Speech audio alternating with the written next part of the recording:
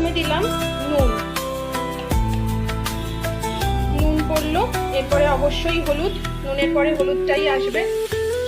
তারপরে দিলাম for colour, একটু বেশি করে দিচ্ছি, কেন কি এটা তো নবাবী ঘরানার রান্না, দিল্লির নবাবী ঘরানার স্টাইল এটা, তো আমি লঙ্কার গুঁড়োটা কাশ্মীরি লঙ্কার গুঁড়ো, ঝালের জন্য নয়, অনলি ফর কালার্স, একটু বেশি করে দিলাম। তার সাথে আমি দিচ্ছি ধনে গুঁড়ো,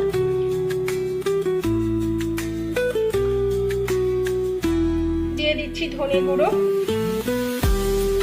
আর আমি দিচ্ছি এর মধ্যে গোলমরিচ গুঁড়ো, এটা রান্নাতে একটা সুন্দর স্মেল এনে দেবে।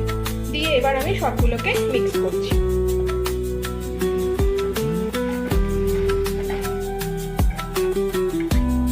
দেখুন আমি একটু গরম জল অ্যাড করে নিয়েছি এরপরে, আর আমার রান্না মোটামুটি কমপ্লিটের দিকে, মাংস সিদ্ধ হয়ে গেছে, আগে তো ফ্রাই করাই ছিল।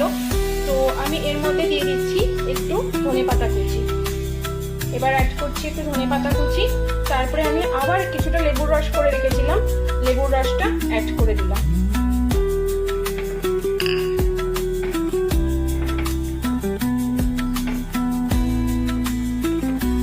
এবার এতে পড়বে আবার একটু ঘি, নামানোর টাইম হয়ে গেছে যে কারণে আমি দিয়ে দিচ্ছি আর একটু ঘি। এবার আপনারা এতে দেবেন একটু স্বাদ মতন মিষ্টি, চিনি দেবেন আপনারা যে যেরকম মিষ্টি খান। অ্যাকচুয়ালি এটা ভাত, রুটি, লুচি